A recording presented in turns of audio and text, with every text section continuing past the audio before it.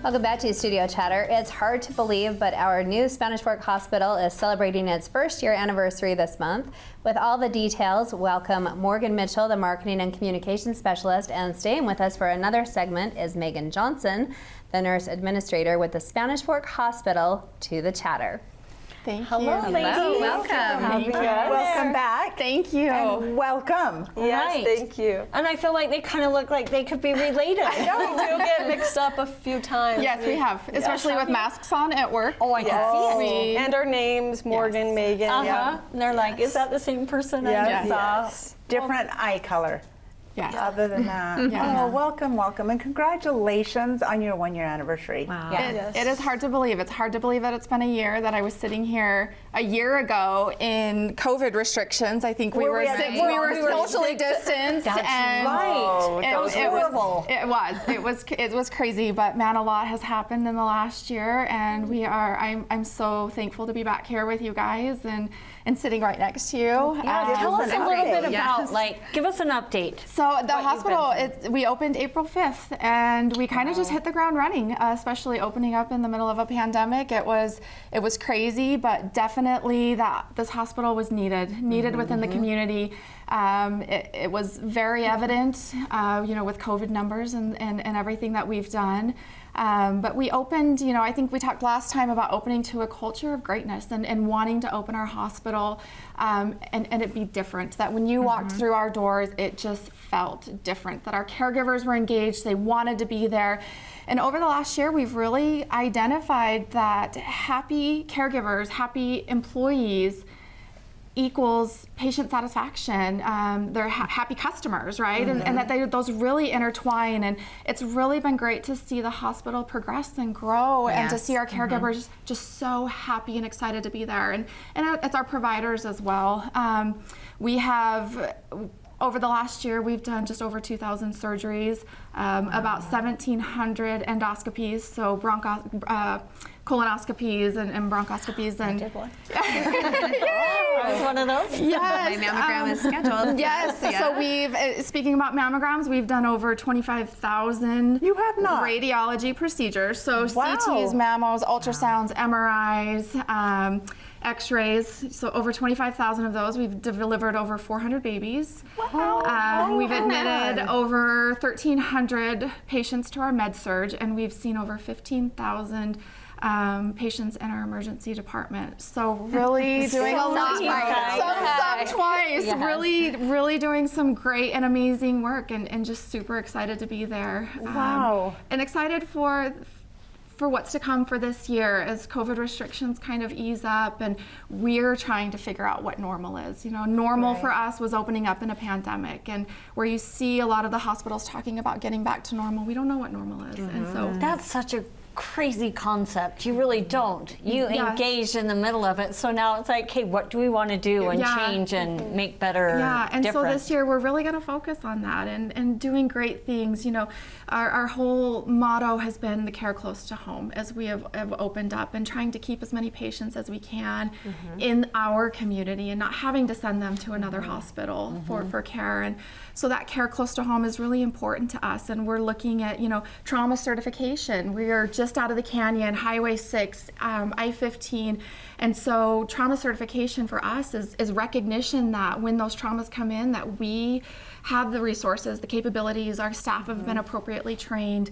We're focusing on strokes and stroke recognition times, the whole be fast, and making sure that we have those resources and getting patients the care that they needed. And a lot of times with strokes, it might be transferring them to another facility, but getting that care right away because they're so close to us, initiating that care, and then sending them on to that higher level, really focusing on that. And so lots of great work, really excited for this next year as we continue to grow and the community continues to grow, because it has grown so fast down here. In so many ways. So Travis, one of our producers here, or helpers here, his new baby is the longest on record at the hospital, 22 inches. Oh, No my God. way. Yeah. Of course, because Travis is tall. Yeah, You have a tall child. That's That's a cool fact. Those are a lot of fun statistics. Yeah, though. Yes. super fun. 400 babies. 400 babies. Welcome to the world. Yes. In a pandemic. Yes, right. And you know, with COVID restrictions easing, we're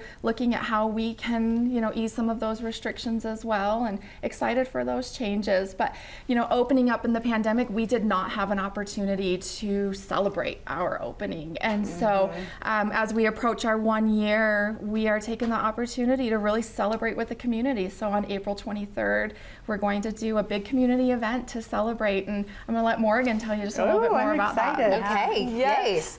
So, like Megan said, we're hosting an event on April 23rd. So everyone get their calendars out, mark down. I have marked it April down. 23rd, noon to 3. And I know you guys are probably thinking that's like lunchtime and your kids are going to be hungry, but don't worry because our executive chef has created a really awesome menu and options for everyone at the family. And good. lunch is on us. So We like Yeah, that. I like that too. So tell us about some of the activities or what you are going to be doing. So you'll get to meet caregivers and get to kind of see what they do on the daily, but we'll also have a life-size game of Operation. We're gonna have fun face and body paint to kind of look like you just stepped out of an x-ray. It will be like bones. So that will be really fun for kids. And then it's spring, right? So spring cleaning is just around the corner. So go through your cabinets, get old medications, bring them to our event. We'll have a medicine drop box, and then we'll just take care of the rest. You don't even have to worry about how to dispose of it. And then finally, another cool thing we're doing is Heredigene is a study that Intermountain's conducting right now, and you'll be able to kind of learn about the study there and even participate if you want. So the study, you just get some blood drawn and it goes into our system. So if you would like, that's an option for our event. Okay. So we're really excited to have the community out there. That's exciting. I Yes. remember being at the big ribbon cutting, but you couldn't open it up to the public.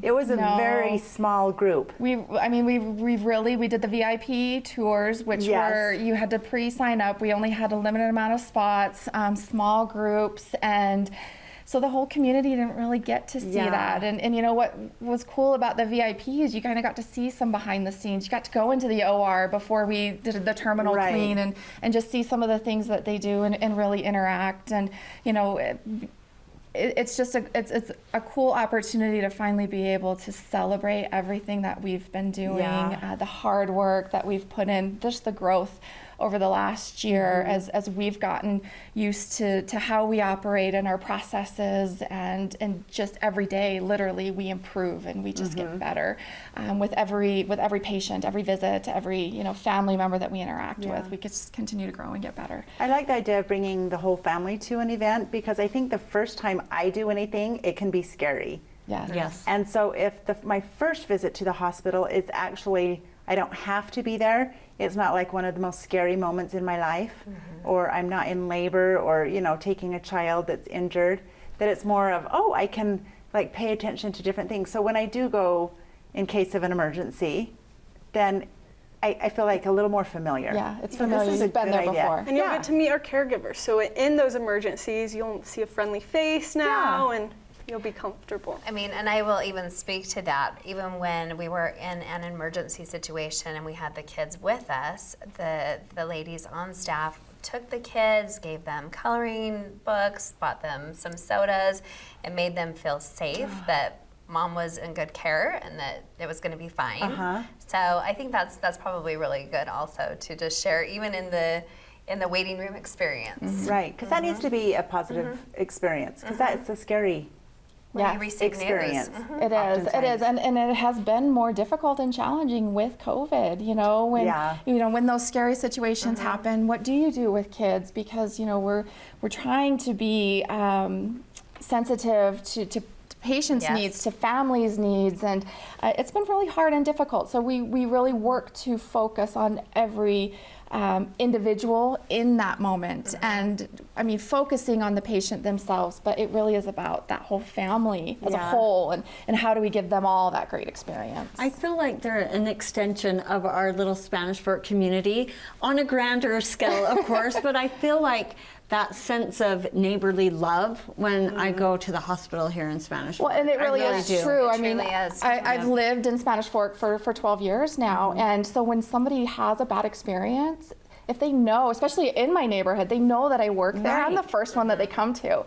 And so I want it to be a good experience. And you know, Francis, our administrator, will say the exact same thing. Absolutely. Like, it is about the experience. And, you know, we cannot please everybody. As hard as we try, there's just those ones that you can't please. But we will try very hard to make it an experience for everybody, knowing that this is our community. And a lot of the caregivers that work at the Spanish Fork Hospital, this is their community. I would say probably 80% of them live in South County. You know, as far as we have some that come up from Nephi and Sanpete area, Sanpete, Manti that travel up, and you know, we have a few from Pleasant Grove, American Fork that have come just for the culture that we've created. But most of our caregivers, this is their community, and they're very passionate about the care we provide. Well, we love you guys. Thank you. All right, mark your calendars. Yes, it's great to be here. Yes, welcome. Next, we'll talk about where I've been the past few weeks. Stay with us for more Studio Chatter.